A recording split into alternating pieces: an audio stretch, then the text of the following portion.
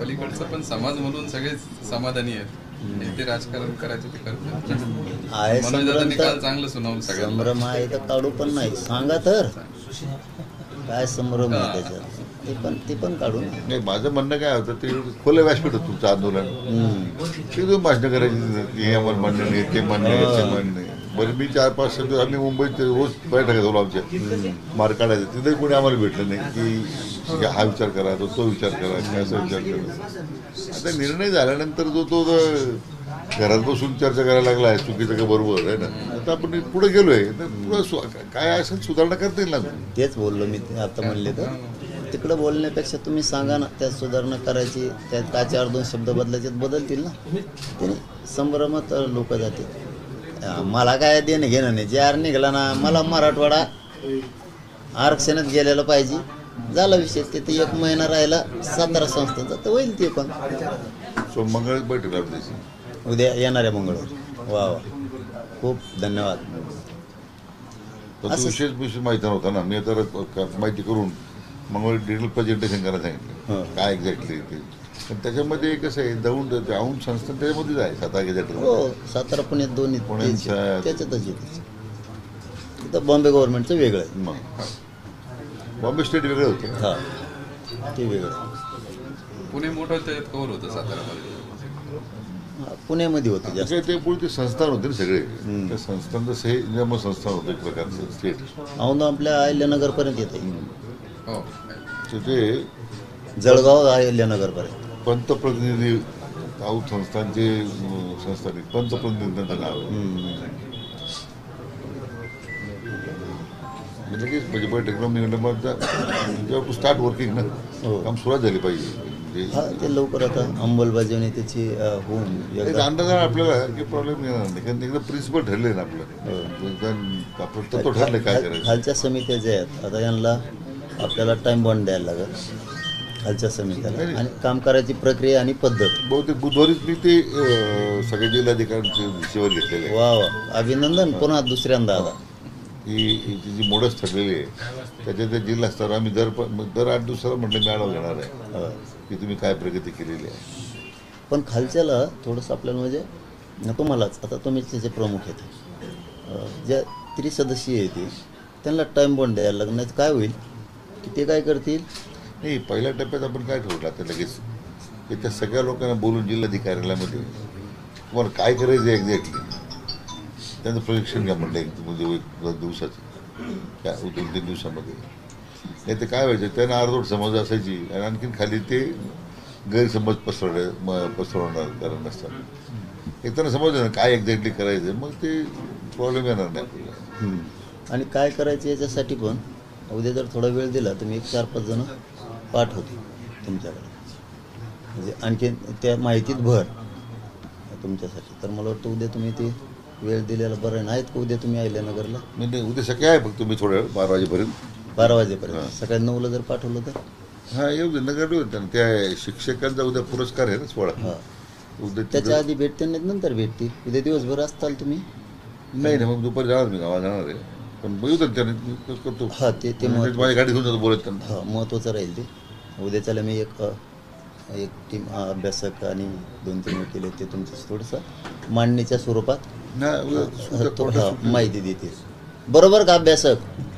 हां ठीक ओके. हां एक झालं. आता दुसरं आमचं असं आहे की 3 पुस्तक सांगायचं जर होऊन गेलं त्यांना टाईम बॉन्ड असा की आम्हाला शंका आहे नसेल तसं पण आमची शंका आहे की ते सगळे तपासणार तिथं ते वेळ घालणार. उदाहरणार्थ 2 दिवस. पुन्हा ते तहसीलदारकडे जाणार. पुन्हा तहसीलदार त्याच्यावर 7-8 दिवस घालणार. पुन्हा ADMकडे जाणार. खाल्ल्याने तपासणी केली वरच्याने वरच्यानं ताबडतोब 2 दिवसाच्या 3 दिवसात विषय संपून टाकावं आहे. म्हणून त्याला गती येण्यासाठीच आपण खालीपर्यंत समिती आणली. आपण पूर्वी कसं होतं नायब तहसीलदारपर्यंत थांबलो सगळं ते. मग तो त्याच्या सवडीप्रमाणे काम करायचं. आता खाली का गाव पातळीवर म्हटलं आपण आणलं की त्याला गती होऊन जाईल. पण वरची काय करतील आम्हाला मागचे थोडे अनुभव. वरचे काय करतील तुम्ही घेताल स्पीड तुमच्याबद्दलचं नाही पण वरचे नमुने पाहिजे. काम नसून 17 कामं सांगायचे. पाऊस नसल्यावर ते म्हणतात अतिवृष्टी असे म्हणजे ते मोगम काम सांगतात. काय गडबड त्यांना माहीत नाही. रस्त्यावर गेलेले नसले दुसऱ्या कामाला गेले ते म्हणतात रस्त्याचे पाण्याला गेलो त्यामुळे एकच काम नाही आमचं मागं. खालच्यावर जबाबदारी टाकल्यामुळं ते चांगलं झालं गाव लेवलवर. मी त्यांना दुसरं कामच नसतं, गावच असतं. भटक्या जाती मग जातीचे दाखले मिळत नव्हते. मी महसूल मंत्री असताना दर आठवड्यात मी आढावा घ्यायचो. म्हणजे राज्यामध्ये पहिल्यांदा इतक्या मोठ्या प्रमाणात दाखले लोकांना मिळाले. जिल्हाधिकाऱ्यांचंच मिळालं, खाली विचारच नव्हतं. त्यामुळे पहिल्यांदा मला आश्चर्य वाटतं इतके दाखले भटक्या जाती लोकांना मिळाले.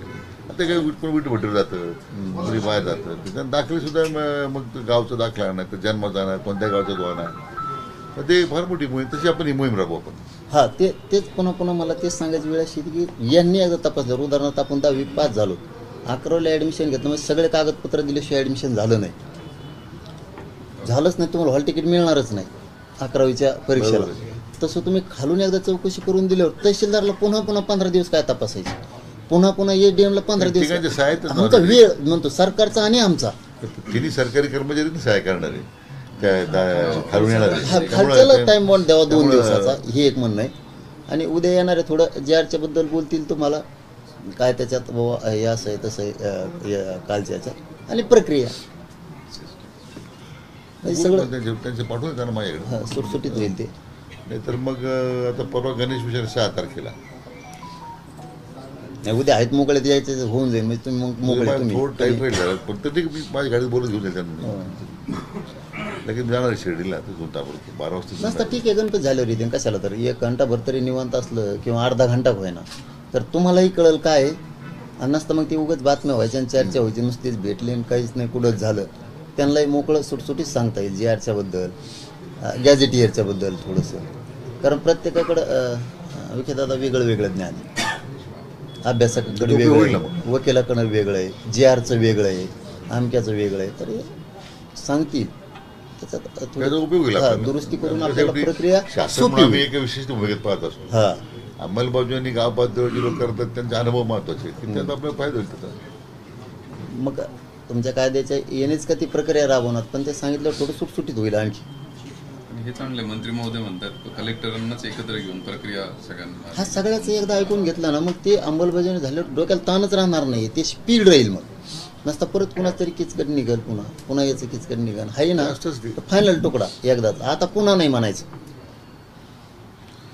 काय म्हणून करू आपण जातो. मराठवाड्यातला मराठा हा कुणबी आहे, गॅझेटियरच्या नोंदीच्या आधारे. म्हणून ते गॅझेटियरचं त्याला आता म्हणतात त्याच्यात दादा 2 शब्द घ्यायचे राहिले, त्या गडबडीत नसते घेतले, ते का मुद्दाम नाही. तुम्ही टाकलंय 1931 आणि 1800, तर त्यात आपलं 1801 राहिलं, 1881 एक राहिलं, नुसतं अंक टाकायचा राहिला फक्त, आणि 1901 2च राहिलं. दुरुस्त करता येईल ना काही शेवटी ते तुम्ही टाकलं, आम्ही काय म्हणत नाही, पण 2 घेतले. एका दिवस अधिकाऱ्याकडून राहिला असं विसरून, किंवा काय तर हैदराबादचं गॅझेटियर त्याच्यावरती आहे जास्त, 1901 आणि 1881 84-81. बहुतेक संदर्भ ते 1931च घेतात लोक गॅझेटियरमध्ये. हा त्याचे एखादी पुढं उद्या आता आपण चर्चा करतो, सविस्तर मांडता येईल. इथं काय होईल, एक बोलायला जाईल, ऐकायला यायचं नाही, काहीच नाही. आपलं अर्धा घंटा सगळे व्यवस्थित बोलले, कारण ह्यो विषय लय गंभीर आहे, मराठवाड्यांचे मन जिंकण्याचा विषय. त्याच्यामुळे हे समजून सांगणं बसूनच त्याच्यावरच प्रक्रिया होत. कमी लोक पाठवून द्या. जर ते आली 6 तारखेचं विसर्जन आहे, तर प्रत्येक गणपती असेल तर येऊ नाही, तर मी 7ला सकाळी बसतो. 7ला देऊ पाठवून जाऊ द्या, काय एक दिवस लेट, पण 6ला सकाळी चर्चा क्लिअर कट होणं गरजेचं आहे. कोण येऊ शकतं, कोण कळणार ते सांगतो ना, फोन करून सांगतो ना. तुम्हाला काय करायचं, मी बरोबर पाठव येऊ शकतात का म्हणजे काय, मग बोलायचं नाही मध्ये, जायच्या टायमाला जायचं नाही, आणि मग कामं सांगायची. ज्यावेळेस तुम्हाला JR दुरुस्त करायचा आहे, सुधारणा करायची सुधारित JRची, त्या टायमाला जायचं नाही.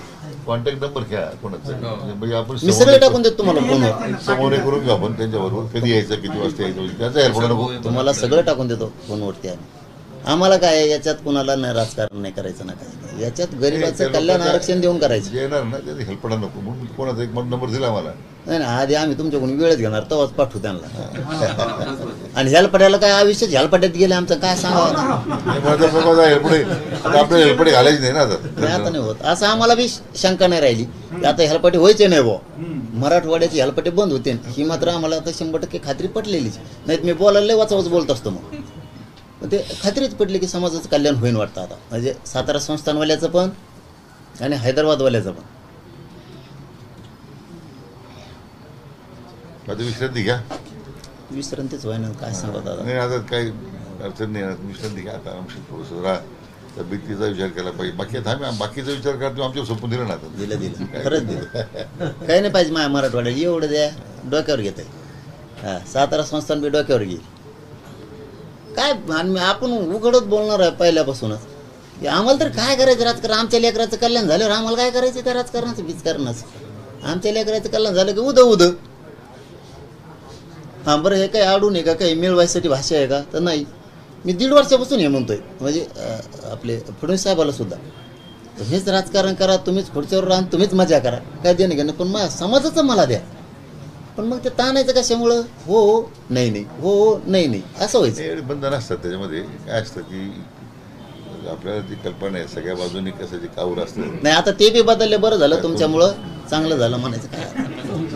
मग तसंच नाही तर काय तर भूमिका सकारात्मक आहे तर मुद्दा काही सकाराम नाही तुकाराम नाही. तुम्हाला काय सांगू आमचा फेस पाडा द्या एक नोंद द्या ना तर नुसतेच म्हणते सकाराम काहीच. नकारात्मक चर्चा मी ऐकलीच नाही हो साहेब. आणखी एकदा म्हणले नकारात्मक चर्चा झाली काय आता सकारात्मकच म्हणते आणि व्हायना काहीच. ते बरं झालं ते तुमच्यामुळं व्हायना दुरुस्त. पोळी चांगली लागा लागली बास. लेकराचं हे नका लोक कशाला भुकालेले नाहीत. गरीबात आम्ही रोज येत, तुम्ही पण तुमच्या पद्धतीनं, पण आम्ही वेगळ्या पद्धतीने. तुमच्या मांडायचं नाही ते आमच्यापाशी मांडलं जातं गरीबाकडून. त्यांना तुम्ही एखाद्याला आमदार करा, एखाद्याला नगरसेवक करा आणि त्या नगरसेवकला तुम्ही महापौर करू नका सोडच. एखाद्या आमदाराला मंत्री करू नका सोडच. पण गरीबाला जर दिलं ना ते मोरूस तर उपकार विसरत नाही. मोरूस तर अशी गरीबाची सिस्टम आहे. मी 2 वर्षाला हाताळतोय. मी नुसतं दिलं इमानदारीवर, फक्त कुणाच्या रुपयाला हात लावला नाही. कुणाचं मला आणखीन गरीब विसरा नाही. एके हाकीवर मुंबई म्हणलं की मुंबई, जाम म्हणलं जाम, नको म्हणलं की माघारी. ही परिस्थिती सत्य तर सांगतो मी. आणि माझ्या बोलण्यातली तळतळे सांगतो तुम्हाला की माझ्या गरीबाच्या लेकराला द्या. अरे ते डोक्यावर घेऊन नसते ना हमेशा. तुम्ही म्हणता ओबीसी तुमचा आहे, मराठा तुमचाच होईल. आम्हाला काय गरीबाच्या लेकराचं कल्याण एवढंच आमचं पण आहे आणि त्यासाठी जीव जाळतो आम्ही. एवढं काय नाही. आज काय राहिलं नाही. चालता येत नाही, उठता येत नाही, सारखी पोटात आग येते तिथून आल्यापासून. तरी समाजाचंच येडे. तुम्ही यायचं म्हणलं बरं झालं 4 शब्द आणखीन समाजाचे सांगू. मग डोक्यात असलं का दुसरं साधायला बघू तू काहीतरी. मपलं जमन का, मग कडं चिटकायला आहे का जागा, फाळका हाणता येईन का.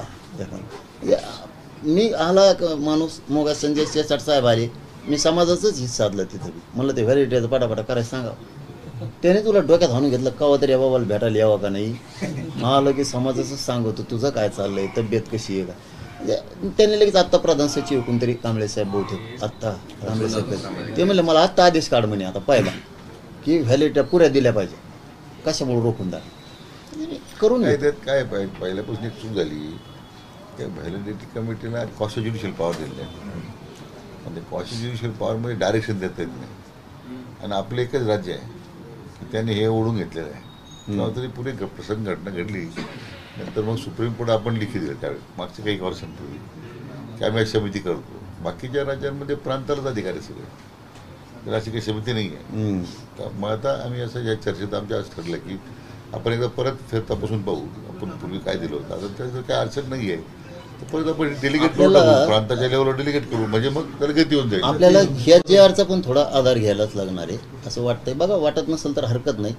आपल्या नागपूरच्या पंजाबराव देशमुख साहेबांनी ज्यावेळेस दिलं होतं त्या JRचा पण आधार तो वेगळा मुद्दा शक्य वाटला तर म्हणतोय मी. फक्त माहिती द्यायला होतं आम्ही तुम्हाला. शक्य वाटला तर. आणि हा विषय गॅझेटियरचा जर मागासवर्ग आयोगाकडे बी जाण्याचं काही त्याच्या संदर्भानं असेल तर शिंदे समितीकडून सरकारकडं आणि सरकारकडून मागासवर्ग आयोगाकडे देण्याची आवश्यकता असेल तर अशात देऊन घ्यावा. म्हणजे ती आपण मला परवा काल बोला मी तपासून घेतो मी तो हा मी त्याविषयी व्यासपीठावर पण सांगितलंच होतं तुम्हाला, पण ध्यानात राहायचं नाही म्हणून पुन्हा आठवणीत आणून दिलं. आणि आपण आणि हे पण सभेपर्यंत जाणार नाही ते. आणि आता विश्वास टाकलाच म्हणलं ना मी, आणि आम्ही तुम्हाला व्यासपीठावर शब्द दिला आता. हा एकदा विश्वास टाकला ना तुम्ही फक्त मराठीचं कल्याण करून टाका, बघा मग कसं. तुम्हाला संधी आली, परत अशी संधी आली की तुम्हाला ओबीसीचं पण काढायचं नाही.